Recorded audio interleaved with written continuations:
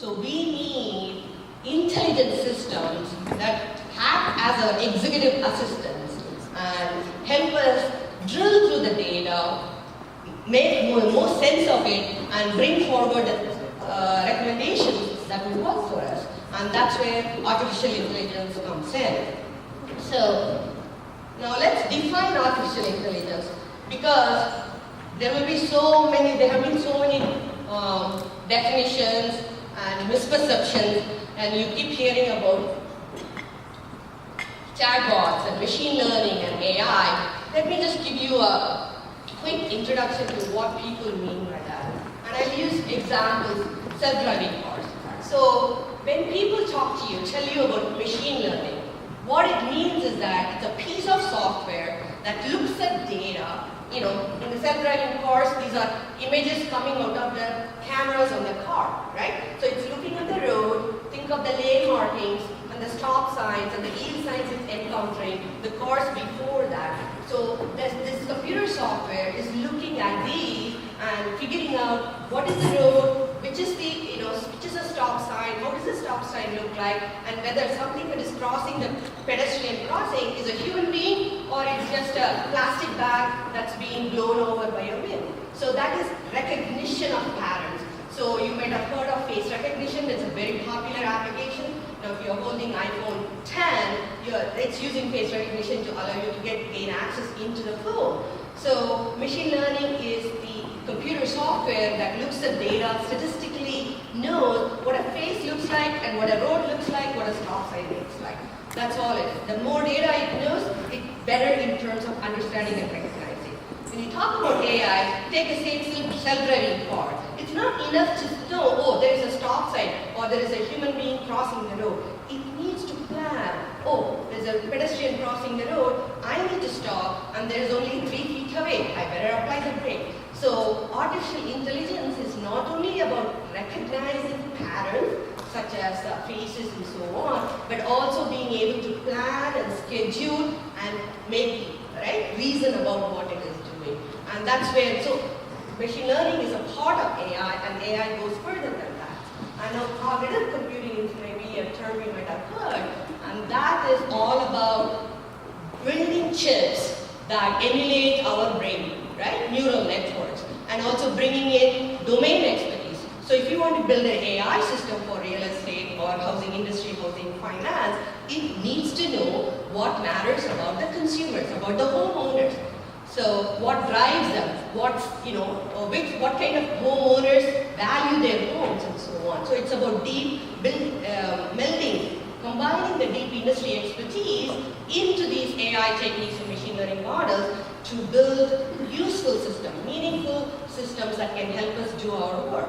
So given that background, so now every part of the big thing that is going on with AI is it's remaking the work we do.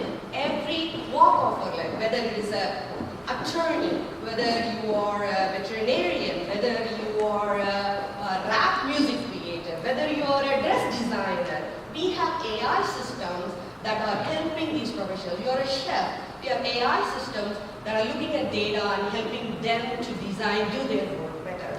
So this is not only an emerging trend, it is a sustaining trend in every walk of life, not only in our personal lives, but also in professional lives. We are going to see the infusion of artificial intelligence in the way we work. So given that backdrop, so how is it useful? You will experience AI in some form or the other. Because you use Siri on your phones, or you have Alexa, Echo devices in your home. Those are all, it's called consumerization of AI. But truly the big impact of AI comes in not only in self-driving cars, but also in enterprises. And I've been the global CTO at IBM, helping clients around the globe to introduce and implement AI in many of their operations. And there are about 3 patterns of AI which have really struck gold for the clients. And I'll let me walk you through them. And these are the ones you're going to encounter. The names may be different, but you are going to see again and again and again how these patterns are helping us do do our job differently for the very first time. So not only, the successful CEOs have the most helpful executive assistants, each one of us, the agent in the contact center, the procurement specialist who is doing his operation, or a researcher like me who studies, all of us going to have these very intelligent systems helping us be successful in our job. So the first one I'm going to take on is the three patterns or engagement, completely reimagining, delighting our customers. The second pattern is the decision support, meaning, we all have to look at data and help make decisions. If you're a loan officer, you're looking at this homeowner's mortgage application, and you have to make the decision with all the information you have. It's still at some point in time, you're going to make an evaluation of the risk you're undertaking. It's a 30-year mortgage loan. It's a longer relationship. And how do you make the best decision with the risk mitigation, right? Or could be discovery. You might have heard of how AI is being used in the cancer trials. It looks at all the data about the patient and all the trials, clinical trials available, and it is helping to discover on which trial a patient like X will have the greatest success likelihood. So I'm going to walk you through these patterns and so where the trends are, and we'll also talk about the human technology balance in each of these patterns. So when we look at customer care, I think for the first time, because you have the facility of building AI systems that can understand, that can interact in natural language, that can provide the information, clients everywhere, enterprises everywhere that have front office operation in terms of contact centers or redesigning their contact center operations. And you see a continuum. So at the very bottom, on the left hand, on your left hand side is what I would call the foundation. Think about Siri, which is actually understanding your question and looking up information, doing a search on your behalf and bringing the information to you. And it happens to respond to you in human language. And we've also found the capability has increased. We actually put a chat bot, such as Siri-like, but put it in the hands of a mortgage unit where the chatbot is helping agents to field the most complex questions. And what we found is that, the tedium and the monotony of for the agents answering the same questions repeatedly goes down when the chatbots are helping to answer the questions more efficiently and effectively.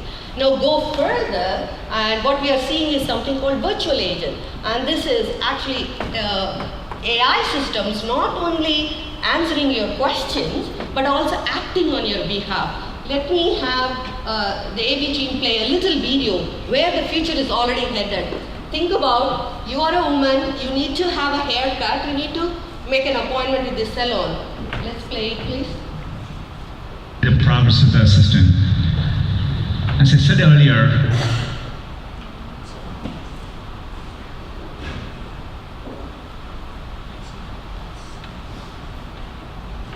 okay, so we'll share the link with you. What you'll find is that it's called Google Duplex AI, has voice. You'll be blown away. Everyone who has seen this video. Yeah. The progress of the assistant. As I said earlier, our vision for our assistant is to help you get things done. It turns out a big part of getting things done is making a phone call. You may want to get an oil change schedule, maybe call a plumber in the middle of the week, or even schedule a haircut appointment. We are working hard to help users through those moments. We want to connect users to businesses in a good way. Businesses actually rely a lot on this, but even in the US, 60% of small businesses don't have an online booking system set up.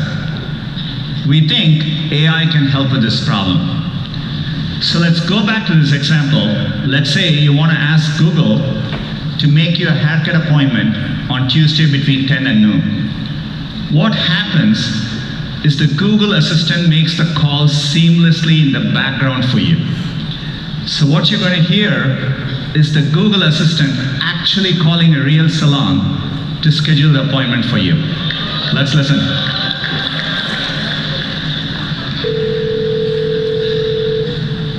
can I help you? Hi, I'm calling to book a women's haircut for a client. I'm looking for something on May 3rd.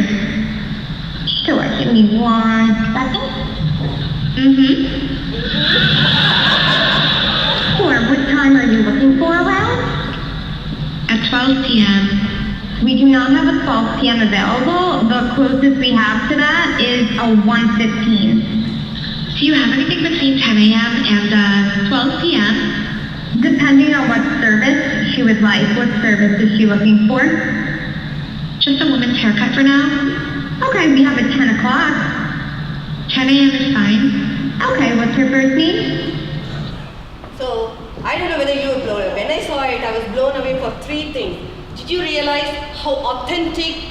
It's an AI system speaking. It's a young girl's voice. I mean, fabulous. It's being synthesized in that, right? It was not a human being. And secondly, did you know how smart that system was? And thirdly, the woman asked what kind of services, right? It didn't ask you to list A, B, C, D and select. Just a woman's haircut, So that is where today the chatbot technology is. You might have encountered chatbot with different kinds of maturity, but that is where the world is headed, right? So can I go back to the presentation? So it is real, it is today. So every one of you who either own a real estate business, who own a mortgage finance business, who own a servicing business, or you work in it, you ought to be asking whether you are providing a differentiated, compelling, delightful experience, and so that your time or your employees' time are diverted or shifted to more high-value jobs, and let the chatbots or voice agents or Google Assistants or Watson virtual assistant take and do the job on this own. One thing, they are unfailingly courteous. If you have ever called a contact center, put on hold, and then 5 minutes of dead air, and you go through the same verification, what's your account number and so on. You repeat the same question, and then the other side, somebody is rolling their eyes, in case you're saying something. Nothing of that sort. This is unfailingly courteous, never going to get annoyed. It's going to repeat the question until it understands. So think about the true delightful customer experience we can bring. And ultimately where it is, where things are headed towards a point where we can have these assistants talking to us like our companions. In fact, I am working to build such an assistant for the dementia patients. Think about the dementia patients. They are forgetful, they are saying questions, and caregivers are burnt out because they have to repeat the same thing. And I want to remove at least a little bit of that burnout and the tedium and the caregivers, because caregivers are often the family members. There were some statistics out of Alzheimer's Association about more than $250 billion of value of unpaid hours of care that annually families are spending. That's just in the US. Can you imagine globally? Everybody ages. We cannot prevent this, all of us getting old. So anyway, going back to chatbots, that's where the true companion who can answer the questions, who can have open dialogue, not just haircuts, not just mortgage, but any topic, right? Imagine I will get too old, I have lots of different physics one day, computer science, AI, blockchain, etc., etc. Can you have a system which can seamlessly follow me along in my conversation and have me engage so that my cognitive functions are not, right, underutilized? So this is where you may ask, where is it? Chitra, can I have it tomorrow for my mother or father or relative who might be going through dementia? Unfortunately not yet. We have some more research to do, and truly fully general AI is at least, I would say more than 30-40 years, away. Things that worry you, will there be a truly intelligent system that can surpass our intelligence? And that is quite a ways away. So we are good for now, right? At least during our working time. Okay, so next, that was the engagement pattern I talked to you about. This I'll touch upon lightly, which is decision, right? So I already made the point about how we are overwhelmed with data. So if you're in the mortgage real estate industry, what houses to buy? There are all sorts of real estate, sites available, information available. You want to find it looks, how the house is safe in the night, morning, and so on. Same thing in the mortgage origination, mortgage everywhere. There is data, and you're probably currently looking at only a few key documents that helps you to underwrite and then make the decision. What if the information about this homeowner is buried in that document, first of all, or it's not being revealed? One might be taking on very high risk. That's where the analytics, which is part of machine learning and AI, comes in. So all kinds of different analytics, from descriptive to predictive to truly AI. AI that understands the documents, AI that understands the publicly available social media data, AI that can scan through all the income verification and so on to build a much more holistic profile of a homeowner, so you can actually take the chance on making the loan. So decision support is actually by 2025 is going to be a $2 trillion business. So you can imagine, therefore, in every industry, retail, I use the real estate finance example, oil and natural gas exploration. Every industry needs these AI systems to trawl through the data in order to present options to the human beings who are on the forefront of making decisions, so that they can make the decisions having seen the best possible recommendations and go to sleep with a lot more relief than they have today. All right. So last pattern which I'm seeing is the discovery. Because it's not only knowing what to look for. Often in this ocean of data, there might be signals just emerging that might tip us onto something really important. Think about Michigan, the lead in the water scandal. It's not like one day everybody woke up and said, oh, there's lead in the water, our children are being affected. It's been a long growing phenomenon, more than 2 years. I went and looked at newspapers, all these signals, right? People writing articles about my child, not doing well, and then reports of some places having lead in the water and so on. Imagine if we had an AI system which is looking at it, looking through that, and it's saying, there is something going on here. Increasingly every day, the evidence is mounting, and then so it can tip us off, right? So we intervene, and unfortunately, I think, not in an untimely manner, but we intervene. So I look at, therefore, AI systems to be tuned, to be watching on our behalf, so that we are alerted to these, weak signals maybe earlier on, but it is gathering evidence, and then there is something, good enough to come to our attention, it is alerting to us. And that's what happening in the healthcare. Healthcare, AI systems are being used as physicians' right-hand assistants to make better diagnostic, to better match patients, especially in oncology, to match them to better clinical trials.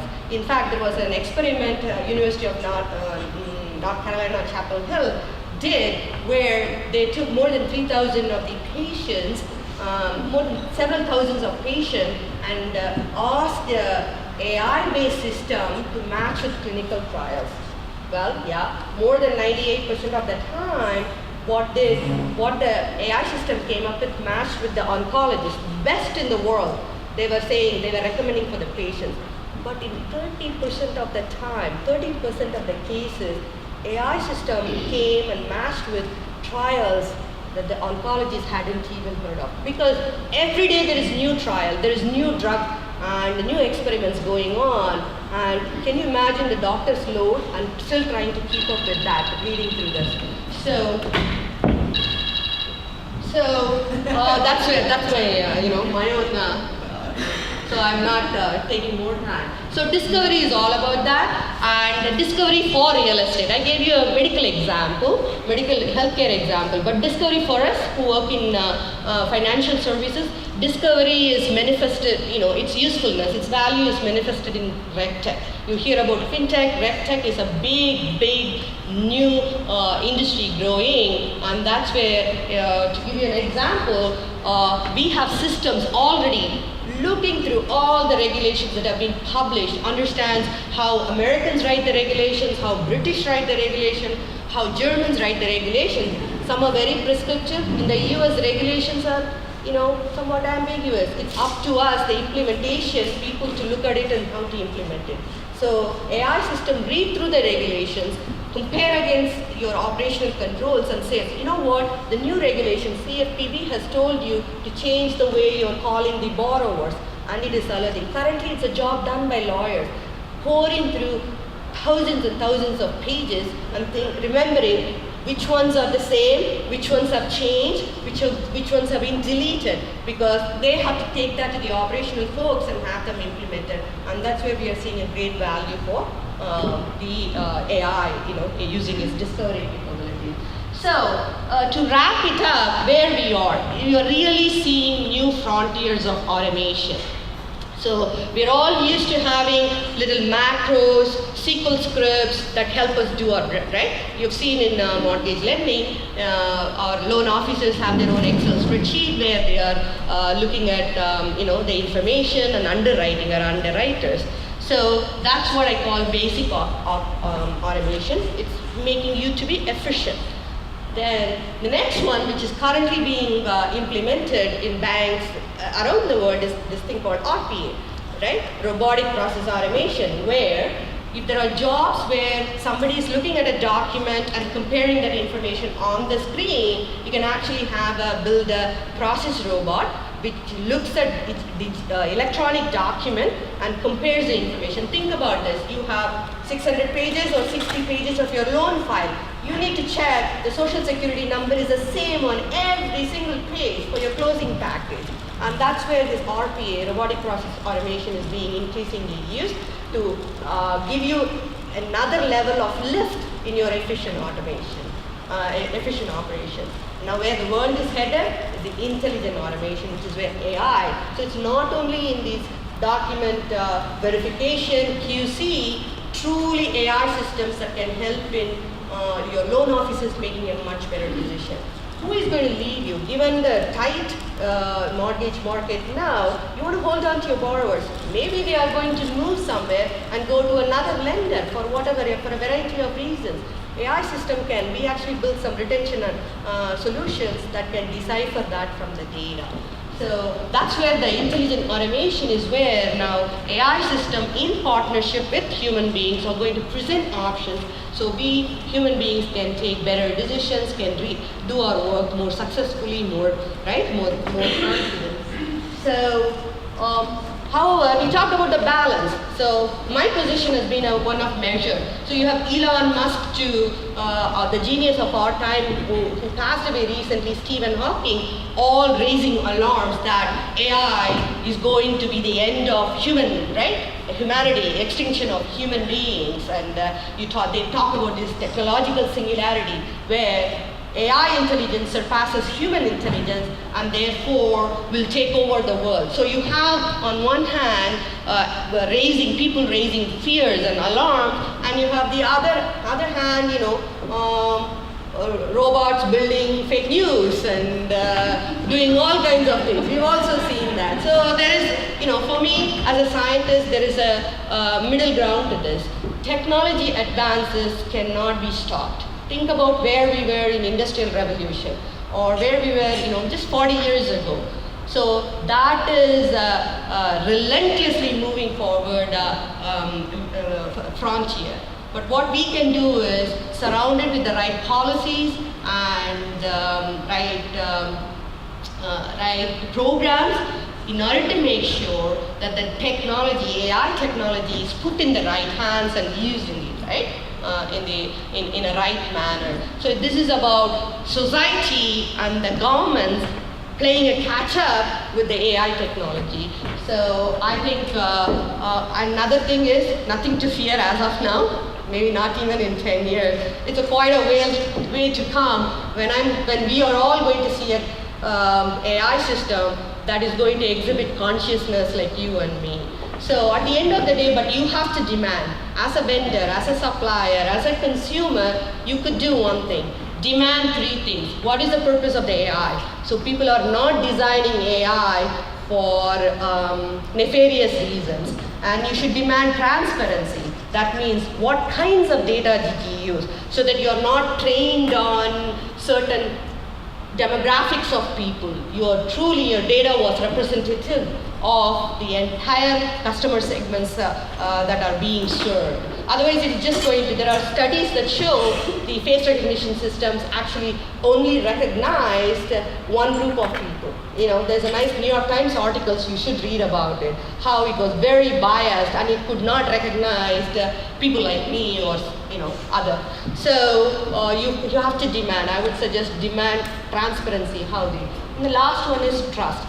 It's for you, by examining the behavior of these AI systems, one has to develop trust, whether you are ready to use the recommendation, use the choices that AI system puts in front of you. So therefore, there's a lot of focus in AI ethics. So I think that's a good thing too, right? It's not like people are just completely ignoring the implications of AI and just going on developing more and more intelligent system. There is a serious work around the ethics of AI, and that is all about answering this question. If you're going to think about this. So when you and I are going to be soon enough working with AI systems, it may have a form, it may have a humanoid form, or it may be formless, but it is a digital workforce, truly digital workforce, somewhat intelligence, maybe not as smart as you are, but those are going to be our co-workers. So in an AI-enabled digital workforce, how does it affect our human agency and our empowerment? And there's no easy answer. I wish I had a soundbite to tell you, but stay tuned and demand for transparency, trust, and purpose. So with that, thank you, and I can take any questions.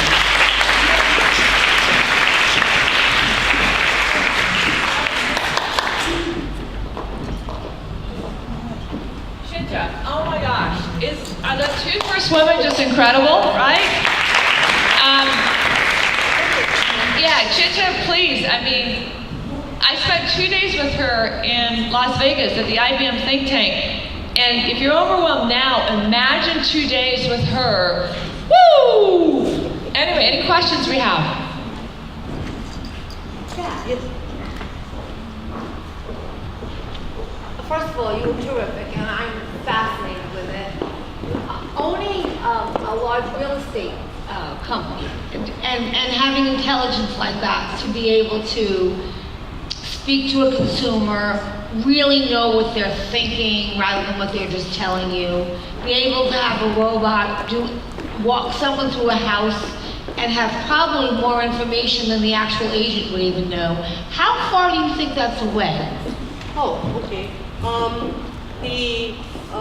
The AI systems that can understand what the homeowner truly wants. For example, during the housing crisis, I moved away from the research lab to be embedded in a mortgage servicing unit, right? Yeah. And during the housing crisis, we were modifying all the borrowers, we were throwing HAMP at them, or we would throw Fannie Mae's proprietary loan modification programs, right? But it's not that every time HAMP was suitable for the person. So I built an AI system with my colleagues to understand what this homeowner truly feels about their home. Is it because their children are going to school and they have they have a need to stay in the community, or they got in way over their heads during the housing bubble, so they don't have that level of ownership feeling. You can't do that with quantitative data. Numbers don't tell the full story. So I used call recordings. So I wrote speech recognition engine to transcribe calls to speeches, and then use text analytics on the speeches to see what does this particular borrower tell us over the interaction. So we were able to actually figure out the right kind of resolution during the crisis, so we can direct the homeowners to loan modification for people who have ties to the community. For others, offer options like liquidation, right? Deed in lieu. so that they can walk away with their heads held high instead of facing foreclosure. So that I did it in 2012, 2013. Wow. So you can see this is today, you can do that. But where it is not is what we call domain independent. That Chitra, so you asked me about mortgage, I'm talking to you. But we go out and you can ask me about blockchain. I'll be happy to tell you about blockchain, right? So I can interact with you on many different domains. What we don't have is a chat bot. Today, this morning, it talks to the consumer about mortgage, and then afternoon you switch on and then it talks physics or retail, right? That domain adaptation is not yet there. So there's very narrow. So it's called, you'll come across a term called narrow AI. Narrow AIs or AI systems doing very well in their little domain, narrow domain. Okay, Dottie, you gotta go. Dottie Herman from Douglas Elliman will be next, so go ahead and get mic'd. Do we have any more questions? I mean, Chitra is mind-blowing. And everyone, remember, 50 patents she has. Okay, so let me know when she's mic, because I know we're short on time. But Chitra, what I'm very concerned about, I think we're making some great advances with technology and AI. What I'm concerned about is discrimination in AI. And so to my knowledge, 30,000 men or young men graduated from college last year with a degree in CS, 7,000 women. The workplace indicates the same, and many of these are white men. So if these are the people that are programming this for machine learning, and all of us have biases, what are we going to do to ensure that the upcoming technology is not discriminatory? Because now it is very much so in several instances.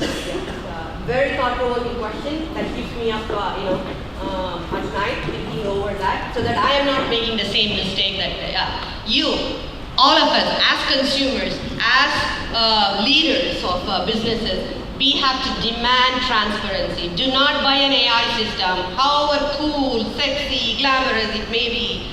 Demand to be shown what kinds of data were used in training that system, and that training data matches your need for coverage, your need for being non-discriminatory, and so on. So that is where the AI system itself is not biased. It has bias with the way the trainer comes in and biases. So absolutely, great question, and lots of work to be done. So, Dr. Chitra Dorai, right? The thing that's so incredible is that when we ask the pronunciations of everyone for the award winners and everything, she sends me a tape to phonetically pronounce it correctly. What else would you expect, right? Thank you. We could go on for days.